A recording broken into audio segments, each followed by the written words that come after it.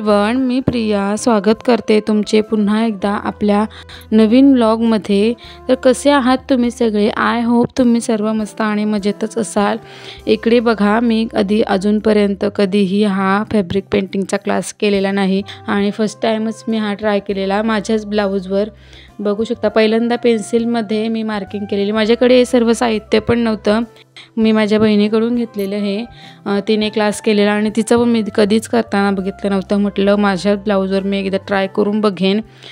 काव्या पण बोलत होती मला दुसऱ्या फॅब्रिकवर, मम्मा एकदा ट्राय करून बघ फ्लावर पेंटिंग, पण म्हटलं मला तितका वेळ पण नव्हता, मला लगेच हा ब्लाऊज वेअर करायचा होता, म्हणून म्हटलं याच ब्लाऊजवर ट्राय करून बघते। खूपच काळजीपूर्वक असं मी ही फॅब्रिक पेंटिंग केलेली बघालच तुम्ही यापुढे व्हिडिओमध्ये। तर पहिल्यांदा पेन्सिलमध्ये या ब्लाऊज पीसवर मी जसं हवं होतं तशी डिझाईन काढून घेतली। सिंपलच घेतलेली, जास्त काय आपल्याला, मला तर माहिती आहे की मी पहिल्यांदाच करणार होते म्हणून जास्त हार्ड वर्क मी काय केलं नाही। याच्यावर सिंपलच असा एक फूल आणि साईडला 2 वेळी काढून घेतल्या पेन्सिलमधनं। आणि या फ्लावरवर म्हणजे मी यूट्यूबवर बघितलेलं कसं ड्रॉइंग करायची वगैरे, ते सर्व पेंटिंग वगैरे करायची ते। तर मी पहिल्यांदा फ्लॉवरला त्या व्हाईट कलर दिला, जेणेकरून फिनिशिंगमध्ये आपला जो दुसरा आपण शेड देऊ येलो कलरचा त्याला फिनिशिंग येईल। कारण डायरेक्ट पिंक कलरवरच मी कलर पेंटिंग केली असती येलो कलरची तर इतका खास वाटला नसता तो।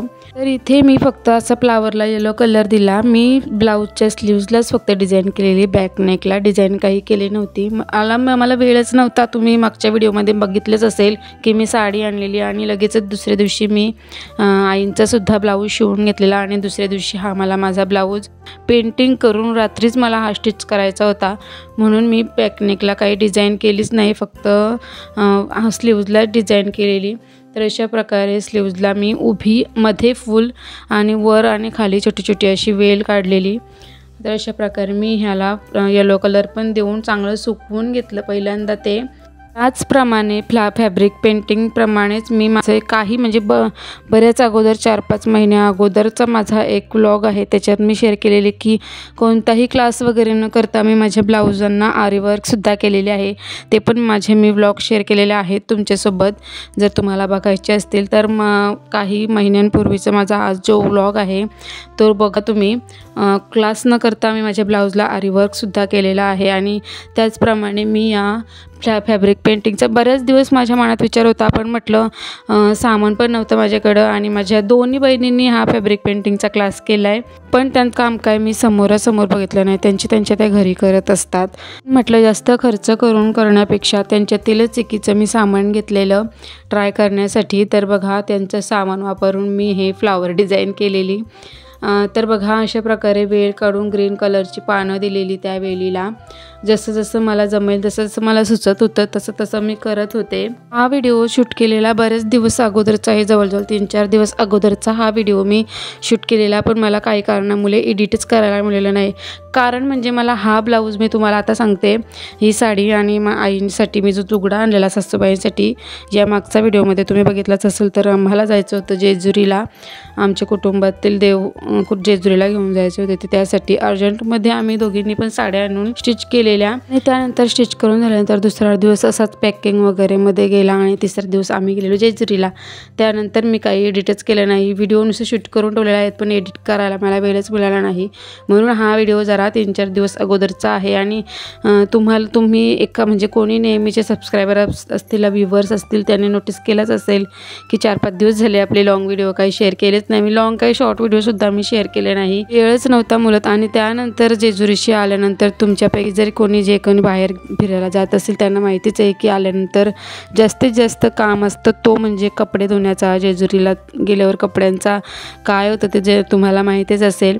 तर ते कपडे माझे 2 दिवस मी कपडे धुत होते जसा वेळ काढून, कारण उन्हाचा वगैरे पण मला त्रास झालेला, त्याच्यामुळे मी एकदम काही कपडे वगैरे धुतले नव्हते। 2 दिवस कपडे धुत होते आणि 2 दिवस पूर्ण मी आरामच केला। पाय पण माझा खूप दुखत होता, एक पाय, त्याच्यामुळे म्हणून मी 4-5 दिवस काय व्हिडिओ शूटच म्हणजे एडिटच केले नाही आणि अपलोड पण केले नाही। त्यानंतर 4-5 दिवसानंतरचा हा व्लॉग तुम्हाला बघायला मिळतो। तर बघा अशा प्रकारे वेल काढून ही गोल्डन कलरची एक ग्लू आहे, त्याच्याने मी साईडला असे पानांना आणि फुलाला पण त्या बॉर्डर दिली, जेणेकरून म्हणजे अजून चांगला लुक येईल त्या डिझाईनला। तर अशा प्रकारे बघू शकता तुम्ही किती छान सिंपल आणि असं छानच वाटत होतं। मला तर माझी आवडली, कारण कोणताही क्लास न करता पहिल्यांदा हा माझ्या मते तरी मला आवडला। तुम्हाला कसा वाटला ते पण मला कमेंट करून कळवा। तर दुपारचं जेवण वगैरे आवरून बसलेली मी हे सर्व करण्यासाठी। त्यानंतर बघा जवळजवळ मला संध्याकाळच झालेली, दोन्ही स्लीव्जला ही डिझाईन करता करता। तर आता इथे माझी चालायला जायची पण वेळ झालेली, पण त्या अगोदर म्हटलं मला आलस पण खूपच आलेला, तर चहाच घेऊन जावं। तर चहा ठेवलेला मी इकडे मस्त असा बाबांसाठी आणि माझ्यासाठी। आम्ही दोघांनी पण चहा घेतला आणि काव्या पण नुकतीच शाळेतून आलेली, कपडे वगैरे बदलवलेले तिने पण आणि फ्रेश झालेली। तितक्यात त्यांनी येताना शाळेतून त्यांच्या शाळेजवळच एक चायनीजचा आहे दुकान, तर तिथून 2 मुलींनी त्यांनी पैसे काढून बघा तुम्ही पार्टी केलेली। हड्डी पीस आणलेले, कधी नाही मी जास्त करून बाहेरचं त्यांना खायला देतच नाही, पण आज न सांगताच मला तिने आणलेलं। म्हटलं राहू दे, एन्जॉय करा आजच्या दिवस, पण जास्त बाहेरचं चायनीज वगैरे तर नकाच खाऊ। त्यानंतर मी गेलेली बघा चालायला। 5:30 ते 6:30चा टायमिंग आहे माझा सध्याचा, कारण पहिलेच 5 ते 6 होता, पण जरा ऊन पण लागत होता आणि आता दिवस पण मोठा आहे, त्याच्यामुळे 5:30 ते 6 असा वेळ ठेवला आहे। त्यानंतर घरी आल्यानंतर बघा पुन्हा काम चालूच आपल्या लेडीजचं। मला बनवायचं होतं चवीच्या करंजा, नारळाच्या चवीच्या करंजा, पण त्यासाठी मला तूप हवं होतं। नारळाची चव जे लाडू आपण मोदक झाले किंवा ताळाचे लाडू झाले, त्या करंजा, तर मला चवीमध्ये कुठलेही ड्रायफ्रूट्स नसले तरी चालतील, पण मला चव बनवताना आपला साजूक तूप घरचं तूपच लागतं। त्याच्यामुळे मग मी नसलं तर मी करत पण नाही। खूपच चालून पण आल्यानंतर मला दमल्यासारखंच होत होतं, तरी पण मी तूप बनवलं, जेणेकरून मला या चवीमध्ये तूप टाकता येईल। तर बघा अशा प्रकारे मस्त असं तूप मी काढून घेतलं मिक्सरच्या भांड्यामध्ये। पण मी नेहमी करत असते, पण मिक्सरचा भांडा जरासं झाकण माझ्याकडून फुटला आहे आणि मग त्याच्यातून उडल्यावर हे लोण्याचं तुम्हाला तर माहितीच आहे कसं तेलकट वगैरे, मग तो पुन्हा काम वाढेल त्याच्यापेक्षा मग मी पातेल्यातच सर्व काढून तूप बनवून घेतलं, म्हणजे लोणी घुसलवून घेतलं आणि पातेल्यामध्ये दुसऱ्या थंड पाण्यामध्ये चांगले 2 ते 3 पाण्यामध्ये धुवून घेतलं, जेणेकरून त्याला आंबट वास येऊ नये म्हणून।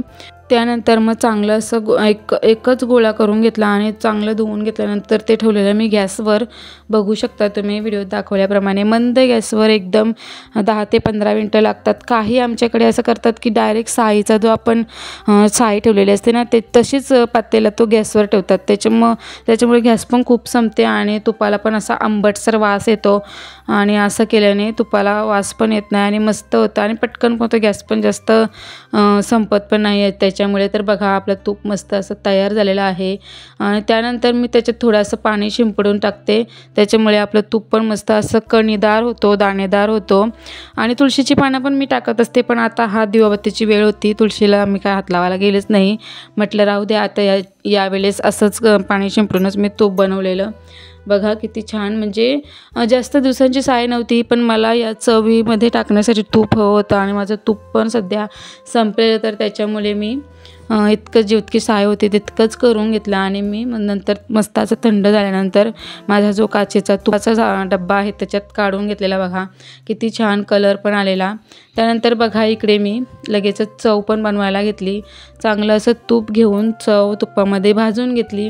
कढईचा अवतार तुम्ही बघतच असाल, कारण या अगोदर पण मी थोडीशी चव त्याच्यात भाजून घेतलेली, एकदाच काय कढईमध्ये माझी तेवढी चव भाजून झाली नव्हती, त्याच्यामुळे मी दुसरी चव पुन्हा दुसऱ्या वेळेस भाजून घेतली, त्याच्यामुळे कढईचा असा अवतार झालेला माझ्या। त्यानंतर पुन्हा थोडंसं कढईमध्ये तूप घेऊन मी त्याच्यात गूळ चांगलं असं वितळवून घेतलं, गूळ पण चांगलं असं गोल्डन ब्राऊन होईपर्यंत चमच्याने असे ढवळतच राहिलेलं, जेणेकरून तूप मग गूळ खाली चिकटू नये म्हणून। बघू शकता तुम्ही व्हिडिओ दाखवल्याप्रमाणे। तुम्ही पण जर कधी चव बनवत असाल तर दुसरे ड्रायफ्रूट्स वगैरे नसले तरी चालतील, पण तूप वापरून एकदा चव बनवून बघाच। मोदक लाडू जर बनवायचे असतील किंवा करंजा चवीच्या बनवायचे असतील तर खूपच छान अशी टेस्ट येते तुपाची। गूळ चांगलं आपलं तुपामध्ये वितळलेलं बघू शकता, असा फेसाळ गूळ होईपर्यंत। आणि त्याच्यात मी नंतर जो भाजलेला खोबरं होतं, ओलं खोबरं, ते पण त्याच्यात टाकून मस्त असं शिजू दिली। चव बघू शकता तुम्ही होती तेव्हा किती वाटत होती। आणि त्यानंतर गुळाच्या पाकामध्ये ही चव शिजवल्यानंतर तिचं प्रमाण बघा कितपर्यंत आलेलं। त्याच्यानंतर मी त्याच्यात वेलची कुटून टाकलेली। ड्रायफ्रूट्स माझ्याकडे नव्हते पण, आणि जे आपले दिवाळीला आपण रव्याच्या सारणच्या करंज्या करतो त्याच्यात मला ड्रायफ्रूट्स आवडतात। असे ज्या या नारळाच्या करंज्या असतात त्याच्यात ड्रायफ्रूट्स नसले तरी चालतात मला। तर बघा मी एकीकडे चव करून घेतली आणि त्यानंतर मी जेवण वगैरे बनवण्याच्या तयारीला लागलेले रात्रीच्या। तोपर्यंत मला आईंनी म्हणजे आमच्या सासूबाईंनी मला अशा प्रकारे करंज्या आणि काव्याला पुऱ्या पण हव्या होत्या मैद्याच्या नुसत्या, तिला पुऱ्या आवडतात म्हणून। तर तिच्यासाठी पुऱ्या पण बनवलेल्या बघा, मस्त अशा दोन्ही बाजूने गोल्डन ब्राऊन कमी गॅसवर फ्राय करून घेतल्या। मस्त असा कलर पण आलेला, एकदम क्रिस्पी आणि फुगून मस्त अशा करंज्या टेस्टी झालेल्या। इतक्याच करंज्या फ्राय करून झाल्या 4च। आणि त्यानंतर काव्या आली, म्हणायला लागले की मला अगोदर पुऱ्या फ्राय करून दे, पुऱ्या तळून दे, मला पुऱ्या खायच्या आहेत। तर म्हटलं या काढू देत, मग इतक्या काढून झाल्यानंतर मग मी तुझ्यासाठी पुऱ्या फ्राय करून देते। तर ती इथेच होती उभी आजूबाजूला, तिला पुऱ्या भेटस्तोवर ती तिथंच उभी राहिलेली, तिला पुऱ्या आवडतात। तर बघा अशा प्रकारे गोल्डन ब्राऊन होईपर्यंत आपल्या करंज्या मी फ्राय करून घेतल्या। आणि त्याच्यानंतर मी तिला या 2 पुऱ्या फ्राय करून दिल्या, तळून दिल्या। पुऱ्या पण बघा किती मस्त अशा टम्म फुगलेल्या। सर्व जेवढ्या लाटून झालेल्या तेवढ्या करंज्या आणि पुऱ्या पण मी इकडे माझ्या साईडलाच आणून ठेवलेल्या, जेणेकरून मग मला पुन्हा आणायला जाताना इकडे तेल तापू नये म्हणून। तर बघा इतक्या होत्या करंज्या फ्राय करायच्या आणि पुऱ्या पटपट करून घेतल्या। एकीकडे माझं जेवण पण मी अगोदर करून घेतलेलं। आपल्या दररोजच्या कामामध्ये एक जरी काम वाढीव असलं की आपली लगेच गडबड होते, जसं की हे काम वाढीव म्हणजे करंज्यांचं ही चव बनवणं, चव शिजवणं, त्यानंतर पीठ मळणं। इतकं एक बरं की मला आईंनी मदत केलेली करंज्या लाटून देण्यासाठी, मी फक्त फ्राय करून घेतल्या आणि चव बनवून दिलेली।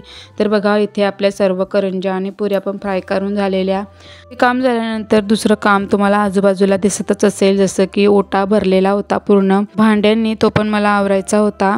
तर कसा वाटला तुम्हाला माझा आजचा व्हिडिओ, जसं की फॅब्रिक फ्लॉवर पेंटिंग आणि ही करंज्यांची रेसिपी? आवडल्यास व्हिडिओला लाईक आणि चॅनलला सबस्क्राईब करायला विसरू नका। भेटू पुन्हा एकदा नवीन व्लॉगमध्ये, बाय।